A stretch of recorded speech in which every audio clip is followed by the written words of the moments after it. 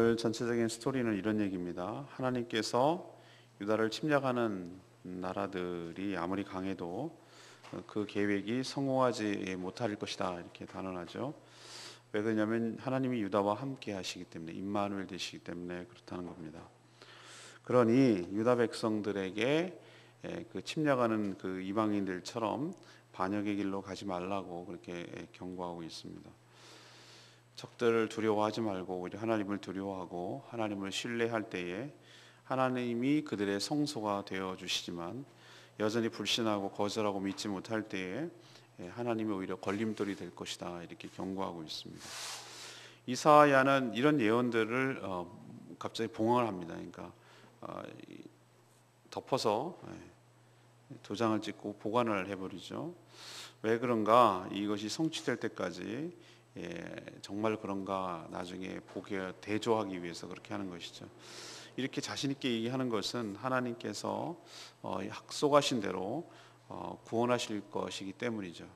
그래서 이사야는 예언을 봉해놓고 구원하시는 하나님을 기다리며 바라볼 것이라고 이렇게 선언하는 그런 내용이 되겠습니다. 오늘 첫 번째로 하나님께서 우리에게 주시는 교훈은 9절 10절에 있는 말씀을 근거로 하나님이 우리와 함께 하시기 때문에 우리가 보호를 받고 구원을 얻게 되는 줄로 믿습니다. 이 하나님이 택한 유다를 침략하려는 나라는 주변에 참 많았습니다. 이 당장 자신들과 이 보조를 취하지 않는다는 이유로 왕을 갈아치우려고 침략하는 이 아람, 그리고 북이스라엘이 동맹군이 유다 예루살렘을 침공했죠. 또 이런 나라들을 타개하기 위해서, 이런 나라를 막아보기 위해서 유다가 도움을 청한 나라가 바로 강대국 아수르였죠. 근데 아수르 역시 하나님 예언에 따르면 그들의 보호자가 아닙니다. 보호자인 것처럼 왔다가 오히려 돌변해서 유다를 침공하고 압박하는 그저 강대국에 불과할 것임을 이야기를 하고 있습니다. 그렇다고 전통적인 우호관계에 있었던 애굽도 그들을 도울 것도 아니었습니다. 하지만 이토록 유다를 침공하고 집어삼키려는 나라들이 곳곳에 주변에 뺑 둘러싸고 널려 있었지만, 이들이 강력한 군사를 이끌고 유다를 침략할지라도 결코 성공하지 못하고 패망할 것이다, 이렇게 하나님께서 오늘 9절 10절에 이야기하십니다. 그 이유는 딱 하나밖에 없어요. 오늘 10절 끝에 보면은 이는 끝내 시행하지 못하리라 이렇게 놓고, 이는 그 이유를 말하는 거죠. 이는 하나님이 우리와 함께 계심이라. 이것밖에 없어요. 이유가 임마누엘 되시는 하나님의 그 언약에 따라서 유다 백성들을 지켜주시고 보호하시고 구원하시기 때문에 우리가 살아가고 그 강대국 틈바구리에서도 살아남고 존재할 수 있을 줄로 믿습니다.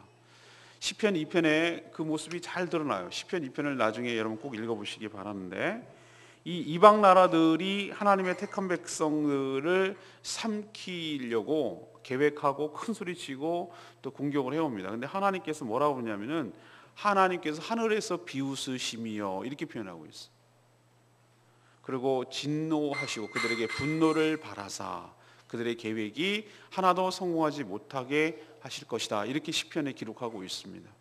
그래서 메시아를 통해서 악한 원수 사단 마귀를 그렇게 하시겠다는 하나님의 궁극적인 뜻이지만, 궁극적으로는 그렇게 해도 지금 우리가 살아가는 여러 곳에서도 하나님께서 우리를 침략하고 우리를 괴롭히고 우리를 넘어뜨리게 하고 우리를 쓰러뜨리게 하려는 그 악한 사단 원수 마귀가 힘이 세서, 힘이 약해서 못 이기는 것이 아니고, 그들이 강할지라도 하나님이, 임마누엘이신 하나님께서 우리와 함께 하시기 때문인 줄로 믿습니다. 구원의 근거는 우리에게 있지 않아요. 언약에 신실하신 여호와 하나님께 구원의 근거가 있을 줄로 믿습니다. 임마누엘 하시는 그분의 능력 때문에 우리가 보호를 받고 구원을 받게 된다는 거 꼭 기억하시기를 바랍니다. 11절에서 15절까지 근거로 두 번째는 하나님을 믿는 자는 구원을 얻지만 불신하는 자는 걸려 넘어진다고 경고하고 있습니다. 문제는 이 보호 그리고 구원을 받는 이 유다 백성들의 수용 태도예요. 이게 훨씬 중요한 문제죠. 이들은 그럼 하나님의 언약을 따라서 무조건적으로 구원을 받는 것일까? 그렇지 않아요. 유다 나라는 백성들은 그렇지만 유다 나라는 그렇지만 유다 나라에 속해 있는 백성들은 개별적이라 이 말입니다. 여러분 느껴지십니까? 하나님께서 약속을 지키셨습니다. 예를 들면 출애굽할 때 여러분 기억나시죠? 하나님께서 출애굽하는 약속을 지키셨어요. 그리고 그 나라를 가나안 땅으로 이끌어간 것도 맞아요. 그러나 그 약속을 거절하고 불신하고 했던 그 출애굽 1세대들은 광야에서 다 죽었어요. 하나님 얼마나 절묘하신지 몰라요. 보세요. 하나님 이 백성, 이 나라를 가나안 땅으로 인도하신다는 약속도 지키셨어요. 그러나 하나님의 약속을 불신하고 하는 백성들 개별적으로 다 죽었어요. 유다 나라를 구하실 줄로 믿습니다. 그러나 유다 나라 중에서 나라를 구하실 거예요. 그러나 그 안에 여전히 하나님을 불신하고 하나님을 거절하는 자는 다 걸려서 넘어지고 죽게 될 거예요. 그러나 소수라도 끝까지 하나님의 약속을 신뢰하고 나가는 자는 하나님께서 살려주시고 구원하여 주실 줄로 믿습니다. 이 의미를 잘 아셔야 된다는 뜻이에요. 하나님은 그냥 무조건적으로 그냥 구원하시는 거 아니에요. 그렇지 않아요. 구원에는 양면성이 있습니다. 이사야 선지자는 유다 백성들에게 뭐라고 경고하고 있냐면 너희들 이방인의 길 가지 마라. 그럼 이방인의 길이 뭔데요? 바로 하나님을 버리고 반역자의 길로 가는 것, 반역하는 것. 이게 이방인의 길이라고 오늘 설명해 놓고 있습니다. 그렇게 가면 죽을 거라고 하셨어요. 정작 두려워하고 무서워할 자가 하나님이신데 오히려 그 이방 백성들을 두려워해서 그들과 조공을 바치고 조약을 맺고 굽실거리고 그들의 말을 따르게 된다면, 그를 의지하게 된다면 그들에 의해서 망하게 될 거라고 하나님께서 경고하고 있어요.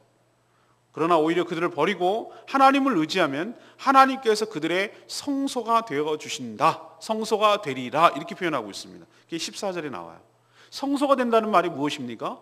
그들과 함께 있겠다. 성소라는 개념은 그들과 하나님이 함께 하신 공간, 존재이기 때문에 그렇습니다. 저는 이렇게 구원의 양명성, 하나는 걸림돌이 되고 하나는 디딤돌이 되는 것, 모퉁이돌이 되는 것은 구약만 그런 것이 아니라 신약에 넘어와서 예수 그리스도의 십자가도 그러할 줄로 압니다. 예수 그리스도의 십자가는 어떤 것이죠? 구원받는 자들에게는 하나님의 지혜이자 하나님의 능력이지만 십자가를 거절하고 불신하는 자들에게는 뭐죠? 그것이 걸려 넘어지는 걸림돌이 되는 거예요. 그것 때문에 넘어져서 다치는 것이죠. 죽는 것이죠. 굉장히 쉬운 듯한데 굉장히 쉽지 않은 것이 바로 예수 그리스도를 믿는 거예요. 여러분 믿어지는 게 쉽습니까? 안 믿어지는데요. 믿어지는 게 하나님의 은혜이고 축복인 줄로 압니다. 여러분은 디딤돌이 돼서 넘어간 거예요. 근데 똑똑하게 배운 자들, 뭐 있는 자들, 뭐 없는 자도 상관없어요. 근데 희한하게도 어떤 자들에게는 그게 안 믿어지는 거예요. 그게 불신하게 되고 비양양거리고 조롱하고 예수 그리스도의 십자가를 말이죠. 그게 뭐냐 그러고 무지한 소리하고 무식한 소리하고 그래서 걸려 넘어지더라고요. 많이 배웠다고 안 걸려 넘어지는 거 아니더라고요. 오히려 자기 그 교만한 지적 교만함이 오히려 넘어지더라고요. 못 배우고 안 배웠다고 해서 다 넘어지는 것도 아니에요. 학교 문턱도 안 간 사람도 복음을 듣고 그 예수 그리스도의 복음의 진리와 진수를 깨닫고 그 원리를 깨닫고 내가 믿겠다고, 내가 예수님을 영접하겠다고 하면은 그것이 오히려 예수 그리스도께서 성소가 되어 주시고 넘어가고 구원을 받는 디딤돌이 되는 역사인 것이죠. 이게 바로 양면성이에요. 구원은 이렇게 똑같은 방법을 제시해도 두 갈래로 갈려집니다. 그 사람이 사느냐 죽느냐 그것은 바로 그의 선택에 달려 있습니다. 믿음은 선택이에요. 내가 무엇을 믿고 믿느냐에 따라 그것을 선택하는 거예요. 유다 백성들은 선택을 해야만 했어요. 그렇게 아수르를 포함해서 강대국인 군사력을 의지하는 그런 강대국을 의지할 거냐 아니면 살아계신 하나님을 의지할 거냐 선택하는 거예요. 중간은 없어요. 선택 안 할 수도 없어요. 그냥 시간이 가면 선택해야 해요. 그때 여러분 제대로 선택하시고 하나님을 붙드는 여러분 되시기를 바랍니다. 이방인로 길, 폐역의 길, 반역의 길, 인간적인 방법을 의지하는 길로 갔다간 그것 때문에 망하게 될 거라고 하는 경고를 잘 마음에 새겨두시고 교훈을 얻게 되기를 간절히 바랍니다. 오늘 마지막 세 번째는 16절에서 22절까지 말씀이에요. 하나님을 믿는다는 것은 잠잠히 기다리며 바라보는 것을 의미합니다. 하나님은 이사야가 예언해서 적어둔 것을 쌈에서 그의 제자들이 보는 가운데 봉함하라고 그래요. 이렇게 덮어서 도장 찍어 놓으라고 얘기해요. 그게 17절, 16절에 나옵니다. 증거의 말씀을 싸매며 율법을 너의 제자들 가운데 봉함이라 이렇게 나왔어요. 왜 그러시죠? 예언을 듣는 이 이사야의 예언을 듣는 유다 백성들의 그 냉담한 반응 때문에 그래요. 들으려고 하고 믿으려고 하고 받아들일 생각이 없어요. 이사야는 두 아들을 통해서 이미 두 아들까지 어떻게 보면 희생해가면서 그 아들의 이름을 통해서 그 유다 백성들에게 전달하려고 하는 말이 있었잖아요. 마헬 살라 하스바스, 여러분 기억나시죠? 어젠가 그제 묵상했던 거. 마헬 살라 하스바스, 총 8개, 둘, 넷, 여섯, 여덟, 8개의 단어로 되어 있는 거. 노량물을 빨리, 전리품을 잽싸게. 요거 이름이 그래요. 이게 희한하잖아요, 그죠? 그거는 뭘 말합니까? 아수르가 침략해서 그렇게 하겠다는 거예요. 노량물을 빨리, 전리품을 잽싸게 그렇게 너희들이 당할 거다라는 것을 이름을 통해서 보여주는 거예요. 근데 여러분, 이사야가 이 아들만 있었습니까? 아니, 먼저 그 데려갔던 왕한테 데려갔던 왕이 있죠. 예언하러 갈 때 우물 그 수도 공사하는, 그게 바로 스알 야숲. 남은 자는 돌아오리라. 이것도 예언이에요. 하나님께서 그 두 아들을 통해서 징조와 예표를 보여주셨어요. 그런데도 불구하고 그들은 오히려 무당에게, 유다 백성들은 무당에게 가서 자신들의 앞날을, 운명을 알아보고 묻고 있었어요. 살아계신 하나님께 묻지 않고 죽은 자에게, 죽은 신, 아무것도 능력이 없는 신에게 구걸하고 자신의 운명과 생명을 구걸하고 있으니 하나님이 얼마나 화가 나셨겠어요. 이들이 이처럼 끝까지 하나님을 외면하고 하나님을 멸시한다면 하나님의 저주를 받아 환난과 흑암과 고통 가운데 죽어가게 될 것이다. 이렇게 무섭게 경고하고 있습니다. 이사야는 답답하고 안타까웠어요. 이렇게 하나님의 뜻을 전달하는데도 끝까지 거절하고 믿지 않는, 그래서 죽어만 가는 이런 자기의 동족들이 너무나 속상했어요. 그러나 그는 오늘 몇 절이죠? 17절.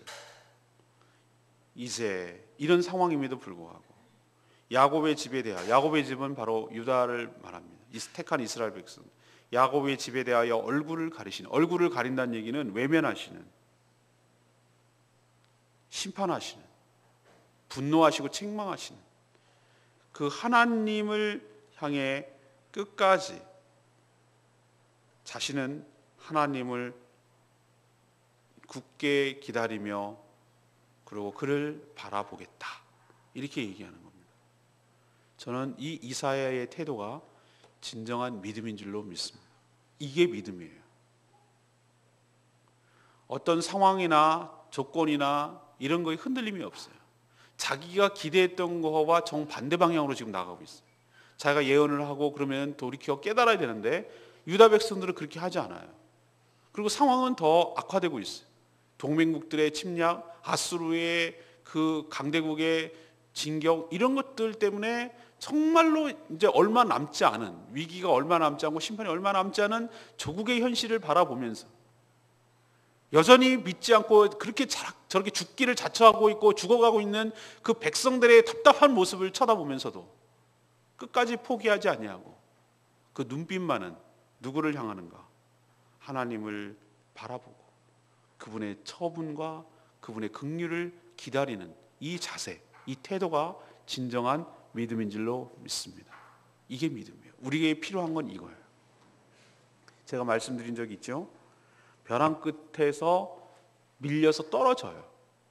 떨어지는 그 순간에도 하도 깊고 밑이 낭떠러지라 갖고 한참 걸리는 그 떨어지는 그 찰나의 짧은 순간에도, 내 인생이 나락으로 떨어지고 이제는 파산의 파멸로 가는 그 순간인 것 같은 그 순간에도 나의 눈빛은 어디를 향하고 있어야 되냐면 하나님을 향하고 있어야 될 줄로 믿습니다. 이게 믿음이에요. 이게 믿음이에요. 끝까지 내 영혼을 책임지시고 나의 삶을 책임져 주실 그 하나님을 바라보는 것, 굳게 신뢰하는 것, 굳게 붙드는 것, 그리고 한눈 팔지 않는 것, 눈빛만은 하나님을 향하는 것, 하나님을 주목하는 것, 이게 진정한 믿음일 줄로 믿습니다. 사람이요, 세상 인심은 얼마나 요동치는지 몰라요. 쓰면 뱉고 달면 삼키고 나한테 잘해주면 다 친구예요. 세상 인심이 그래요. 조금만 자기한테 서운한 말 하고 뭐라고 하고 해꾸자고 뭐 그런 얘기 하면은 자기한테 좋은 입에 쓴 약, 몸에 쓴 약도 싫다고 하는 게 세상의 인심이에요. 유다 백성이요, 이렇게 배은망덕하고 하나님의 은혜를 모르고 살아가는 것인데 하나님 앞에 끝까지 바라보고 신뢰하기가 얼마나 어려운 세상인지 몰라요. 정말 더딘 것 같고 아닌 것 같고 내가 헛다리 짚은 것 같고 내가 쓸데없는 것 같고 세상 사람들이 많은데도 내가 바본 것 같고. 그렇지만 여러분, 이렇게 흔들리고 어려운 세상 속에서 여러분 끝까지 믿음을 지키시고 하나님만 바라본 여러분 되시기를 간절히 바랍니다. 오늘 이 16절 말씀, 너는 증거의 말씀을 싸매며 율법을 내 제자들 가운데 봉함하라. 아까 제가 말씀드린 적 있죠. 하나님의 갑작스러운 이 조치가 좀 의아스럽죠. 왜 그렇습니까? 더 이상 들으려고 하지 않은 유다 백성들에게 계속 얘기해봐야 소용이 없기 때문에 그래요. 그래서 그런 겁니까? 예, 일부는 그럴 수 있어요. 근데 그렇지만은 않아요. 이것은 왜 그러냐면은 하나님께서 이렇게 봉함해 두라 그러는 것은 예언의 진정성 때문에 그래요. 그 예언이 진정한 것이라면 시간이 지나서 나중에 그 예언한 것이 성취될 때 그것이 진정성이 드러나겠죠.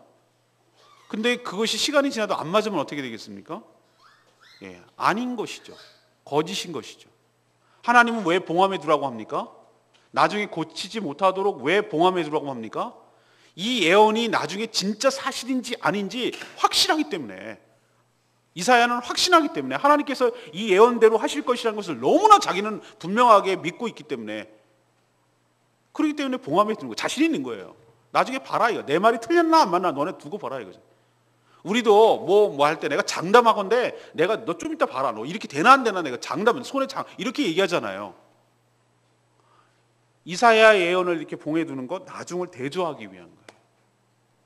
여러분, 제가 지난 월요일 날이죠. 예언과 분별이라는 책, 그 두꺼운 책 진짜 열심히 열공을 하고, 그래서 작성을 해서 이제 제주국동방송에다가 이제 가서 방송을 했어요. 그게 그 내용이에요. 그 내용. 거짓 예언이 난무하고 있는 세상입니다. 일종의 설교도 예언이라고 할 수 있어요. 예언이라고 생각해요. 현대적으로 말하면. 예언은 성문화된, 그러니까 글로 쓴 예언은 끝났다. 성경으로 더 이상 보태거나 빼면 안 된다라고 하지만 이 말로 하는 예언은 지금도 주의 종들을 통해서 해요. 그런데 수없이 거짓 선지자들도 예언을 하거든요. 미가야 선지자 여러분 아시겠죠? 아합 왕 때 거짓 선지자들이 판을 치고 가서 싸우십시오. 왕이여 이기실 겁니다. 이런 거짓 선지자들이 얼마나 많았는지. 미가야 선지자는 가면 당신 죽습니다. 죽을 겁니다. 개가 당신의 피를 핥을 겁니다. 이렇게 예언했는데 저것 맨날 저딴 식으로 얘기한다고 그렇게 했던 게 있어요. 항상 바르게 하는 선지자는 핍박을 받고 어려움을 겪어요. 그런데 이 사람이 진짜인지 아닌지는 여러분 그 책을 좀 읽으시고 방송이라도 좀 들으셨으면 좋겠어요. 제가 이번에 홈페이지에다 뭐라고 올렸냐면 그 책을 출판한 샘물결 플러스라는 김요한 목사님이 그 책에 대해서 약간 간단하게 설명한 14분짜리 동영상도 같이 올렸어요. 제가 같이 보라고. 너무나 지금 혼란스러운 세대에 살고 있기 때문에 그래요. 너무나 주의 이름으로 행해지는 수많은 예언들이 있는데 얼마나 거짓된 것이 많은지, 미혹하게 하고 성도들을 잘못된 길로 오도하고 있는 그런 예언들이 많은지에 대해서 여러분이 분별력을 가지라고, 그 진정성을 어떻게 할 것인지에 대해서 알아보라고 그걸 택했어요. 어려운 책임에도 불구하고. 여러분 기억하십시다. 왜 이사야가 봉했습니까? 예언을 더 밝히고 더 드러내고 그래야 되는 건 아닌가요? 아니에요. 워낙 믿으려고 하지 않으니까. 그러면 유보 덮어두자 이거예요. 뚜껑 덮어두고 도장 찍어놓고 나중에 보자 이거예요. 상황이 발생하고 정말로 하나님께서 심판하고 정말로 하나님께서 그렇게 하시는지 나중에 다 상황 끝난지 봐라 이거예요. 너희들 그렇게도 안 믿을래? 이렇게 됐는데도 너희들 또 안 믿을래?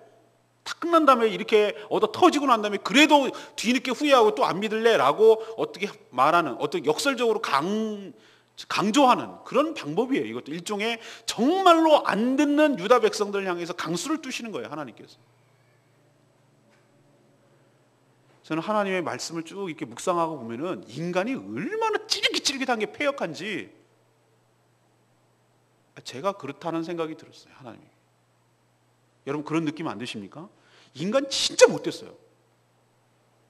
하나님께서는요, 진짜 하나님 대단하신 분이에요. 인내의 달인이시고 얼마나 그래도 포기하지 않고 설득하시고 이렇게 얘기하시고 이렇게 설득하시고 이렇게 얼르시고 이런 거 있다고 얘기하시고 그렇게 절절하게 한 번도 포기하지 아니하시고 끊임없이 일하시는 그 하나님의 열심이 정말 일단은 그 진리는 물론 진짜지만 그걸 떠나서 그분의 그 열심과 열정은 정말 최고예요, 최고. 그것 때문에 우리가 내일 묵상하겠습니다만 하나님의 열심히 이루리라 그런 표현이 있거든요. 하나님의 열심 때문에 우리가 살고 있는 줄로 믿습니다. 하나님 하시는 거 보세요. 이렇게 했다가 선지자들의 아들 자녀까지 사용했다가 선지자들이 고난 갖는 그것도 감수하게 했다가 때로는 얼러주시고 때로는 축복하시고 때로는 결국 궁극적으로 하나예요. 모든 죄악된 태도, 하나님 외의 것들을 다 버리고 오로지 하나님만 바라보고 하나님만 신뢰하라는 거예요. 그러면 네가 살 길이 그거라는 거예요. 그 단순한 것들을 못해서 보이지 않는 하나님보다 보이는 무엇을 먼저 의지하려는 인간의 그 강렬한 속성, 그 죄성, 그것 때문에 너무 넘어지니까 하나님께서 끊임없이 이렇게 설득하고 있는 그 모습이 여러분 느껴지지 않습니까? 그 하나님 마음이 우리 마음에 닿기를 원한다고. 하나님 왜 이렇게까지 저희를 사랑하시냐고. 하나님 왜 이렇게까지 우리에게 이 얘기를 해주셔야 되냐고. 좀 하나님 마음을 좀 부어달라고 여러분 기도하시기를 바랍니다. 하나님 정말 우리를 사랑하시는 거 알겠습니다. 제가 이렇게 우둔하고 제가 말귀도 못 알아듣고 고집스럽기는 이름 말할 데 없고 그래도 아닌데 뭐 이런 식으로 한편으로는 좀 땡기는 듯 하지만 또 한편으로는 내 고집대로 살아가려는 이 나의 속성을 너무나 잘 아시기 때문에 여전히 못 버리고 있는 내 모습을 너무 잘 아시기 때문에 하나님 이렇게 해서라도 나를 설득하시려는 하나님의 그 열심에 내가 항복하고 시인하고 동의하고 무릎 꿇겠다고 그의 하나님 마음을 좀 헤아리는 여러분 되시기를 바랍니다. 오늘 세 가지 말씀드렸어요. 왜 우리가 복을 받습니까? 이유는 딱 한 가지예요. 우리가 잘나서 우리가 강해서 천만의 말씀. 우리처럼 연약하고 부족한 자가 없어요. 바람에 날리는 것처럼 툭 하면 쓰러지는 게 우리예요. 사람이요 죽으려면 어이없이 죽더라고. 뭐라고? 그게 말이 돼? 말이 되는 거예요. 말이. 사람이 어이없어요. 그렇게 유리알처럼 깨지기 쉬운 게 인생이에요. 우리가 살아남는 이유는 딱 한 가지. 임마누엘 되신 하나님께서 우리와 함께 하시기 때문인 줄로 믿습니다. 딱 한 가지. 두 번째는 뭐예요? 구원의 양면성에 대해서 말씀드렸어요. 십자가도 그렇다고 제가 말씀드렸죠. 그냥 무조건 구원받는다? 천만의 말씀.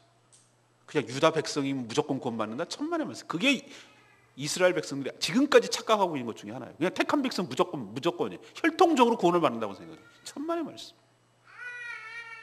구원은 양면성이 있어요. 걸림돌이 될 거냐 디딤돌이 될 거냐 그건 네가 선택하기에 달려있어요. 믿음은 선택이에요. 양날의 칼이에요. 어떤 거는 사람을 살리는 수술칼이지만 어떤 거는 하나님이 심판하시는 심판의 칼이에요. 불신은 죽어요. 그러나 하나님을 신뢰하는 자만이 살림을 받게 될 줄로 믿습니다. 그 기억하시고 마지막 세 번째는 뭐예요? 믿음이란 무엇인가? 이런 상황 속에서도 이렇게 불신의 상황 속에서도 믿지 않은 것 같은 이런 상황 속에서도 이사야가 보인 태도 나는 야곱의 집을 향하여 얼굴을 돌리시는 그 하나님일지라도 그럼에도 불구하고 내 뜻대로 내가 진행되는 것 같지 않고 내가 기도하는 대로 내 상황이 진행되는 것 같지 않아도 그래도 나는 하나님을 버리지 않고 내 눈빛은 하나님을 향해 바라보고 나는 잠잠히 주님의 처분을 기다리겠습니다. 이것이 진정한 진짜 믿음이에요. 진짜 믿음. 여러분도 상황이 시류에 흔들리지 않는 진정한 참된 믿음의 진수를 여러분도 소유하고 믿음대로 살아가는 저와 여러분 되기를 소망합니다. 오늘 말씀 붙들고 기도하기 전에 140장 부르고 기도하겠습니다. 찬양지 140장.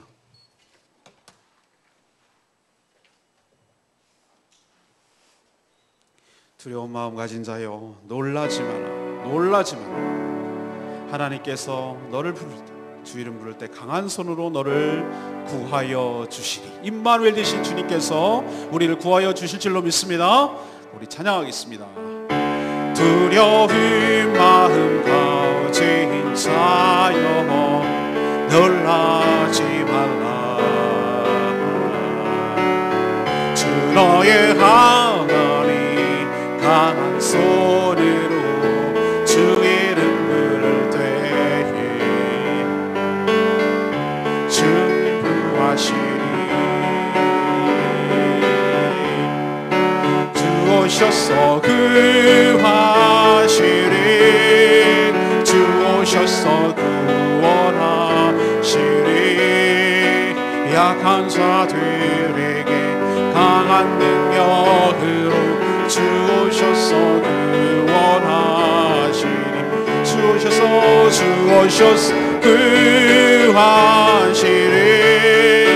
주 오셔서 구원하시리. 눈을 들어보라. 회복의 능력을 주 오셔서 구원하시리. 상한 마음 가진 자여, 낙망치 말라. 주 너의 하나님 사랑의 말로 주 이름 부를 때에 주님 구하시리. 아멘. 주 오셔서 구하시리. 주 오셔서 구원하시리. 약한 자들에게 강한 능력으로 주 오셔서 구원하시리. 주 오셔서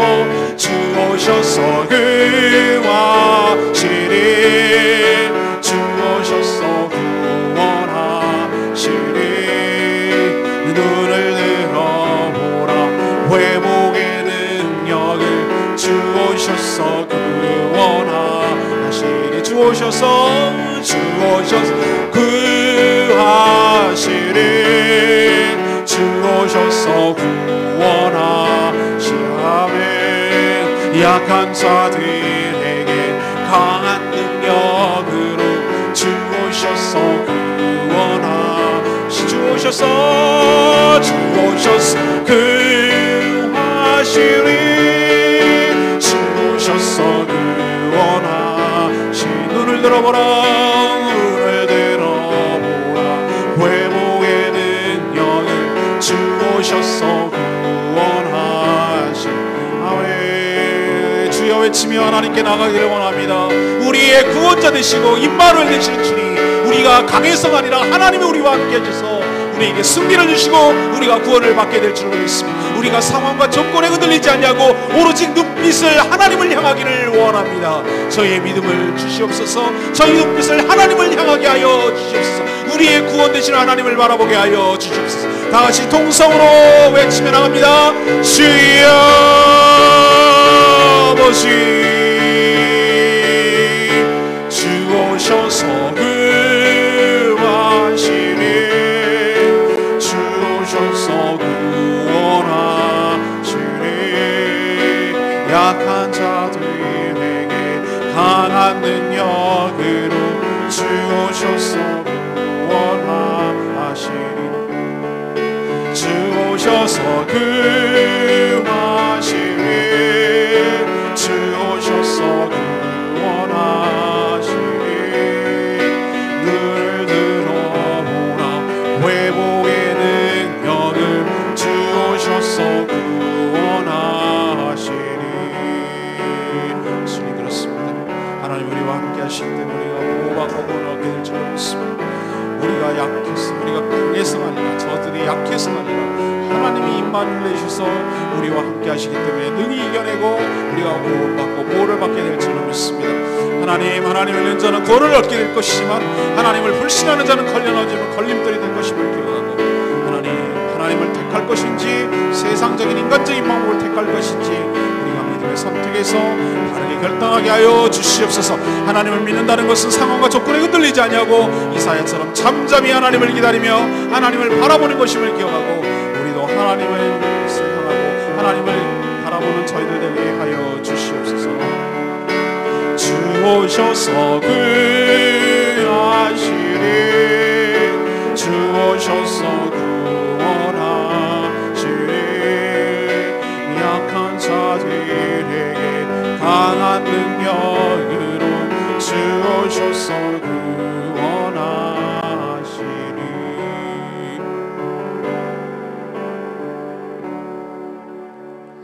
하나님, 저희도 적들이 너무 강해 보일 때가 있습니다. 그러나 놀라거나 두려워하지 않겠습니다. 저들이 아무리 날뛰어도 하나님의 손 아래 있음을 기억하고 전적으로 하나님만 의지하기를 원합니다. 임마누엘 되시는 주님의 언약을 굳게 신뢰하겠습니다. 날개 아래 품어주시고 우리의 성소가 되어 주시옵소서. 하지만 끝까지 불신하고 거역이 있을 때 어떤 결과가 오는지 저희들도 분명히 깨닫게 하여 주시옵소서. 하나님 외에 엉뚱한 것에 묻고 인생을 맡기지 않게 하여 주시옵소서. 이제 세상과 상관없이 주님의 처분만 잠잠히 기다리며 바라보겠습니다. 조건과 상황이 내 뜻대로 안 움직여준다 하더라도 포기하지 아니하고 나의 눈빛만은 하나님을 향하기를 원합니다. 저희 삶을 선한 길로 인도하여 주시옵소서. 오늘도 주님의 은혜 가운데 사는 복된 하루 되기를 원합니다. 어린이들에게 떡볶이를 통해서 복음을 전할 때 하나님 그 마음속에 복음이 심겨지게 하시고 언젠가는 그 복음이 발화가 되어서 꽃 피우게 하여 주시옵소서. 이 땅이 주님께로 돌아오고 하나님을 믿는, 하나님을 섬기고 예배하는 거룩한 땅이 되도록 축복하여 주시옵소서. 오늘도 애쓰고 수고하는 모든 것들 주님께서 기억하시고 받아주시옵시고 악한 사단 마귀 권세 감히 틈타지 않게 하여 주시고 지켜 보호하여 주시옵소서. 우리 삶의 여러 가지 문제에 주님께 아뢰일 때 주님께서 응답하여 주시고 하나님과 우리가 생각하는 것보다 그 이상으로 풍성한 은혜로 채워주시고 인도하여 주시옵소서. 주님께 모든 것 맡기옵고 예수 그리스도의 이름으로 축복하며 기도합니다. 아멘.